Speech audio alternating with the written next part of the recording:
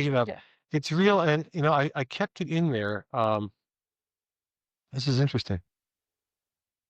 I really should have, to protect her identity, I think. Uh, I certainly could have, if I had wanted to protect her identity, changed that name. But the name was so good that I didn't change it. And the book was published, and she is still working as a stewardess for American Airlines.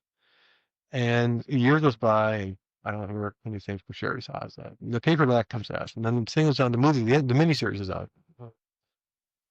It's great ratings. She calls me up in tears from California.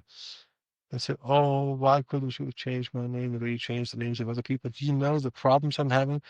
My size love is not that kind of name. You say that I'm a stewardess, and every time I walk down the aisle, somebody's got your paperback in his hands. He's, hey, look, Doris McDonald's girlfriend." She says they've had to take me off flight duty.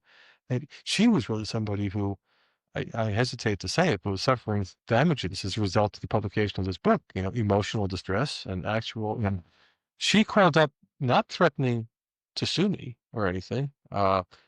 She just said, is there anything you can possibly do to change my name now, or is it too late?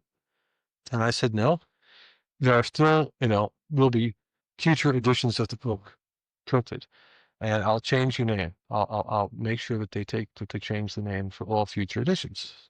I can't change what's already been printed, but she said that would be just wonderful for you to do. So I did. It was a small thing to do, and she's a nice person, and I didn't like to see her suffering. So they give her some other name. I don't even know what it is in the new book.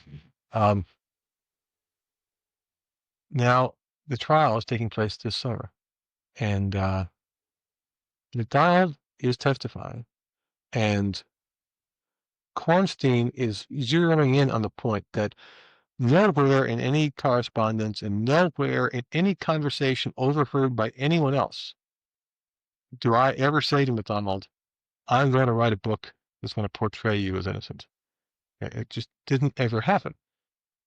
MacDonald has testified that in 4 or 5 private conversations where only he and I were present, I said that. Yeah. And Kornstein is saying this is ridiculous. It only happens when you're around, but not when anyone else is around, and making the point that this is not to be believed. And MacDonald, so Kornstein says, was there any time ever, once, when McGinniss ever said to you, in the presence of anyone else, that he was going to write a book that would portray you as innocent? And MacDonald says, yes, there was.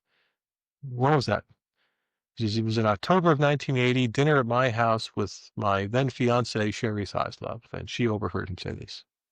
So I said to Kornstein, well, I said, it never happened. I said, but I can't guarantee you that Sherry Love isn't going to come in here, and say that it did.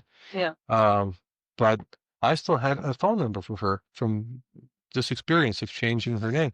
So I called her, and she was home, but perchance. And I said, hey, your name was brought up to trial today. And she goes, oh, do you know what they're trying to get me to do? She says, they're trying to make me come in here and testify.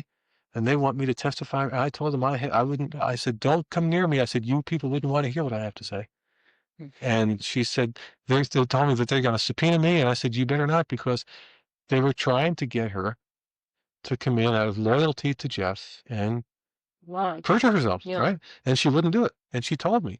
And she said, but please don't you make me come either, because I said, no, this could be very useful. Actually, Sherry Seisler, we can call her in. She can say, I never heard McGinniss ever say that. And what's more, MacDonald's lawyers tried to get me to come in and say that I did.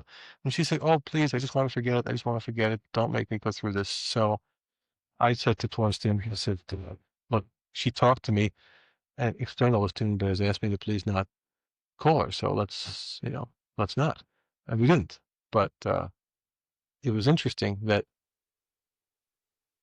she said the reason that she would never, ever, ever even entertain any notion of testifying on MacDonald's behalf was because the one time she asked me to do her a favor, I did her a favor. And that's her way of looking at it, that I did her a favor.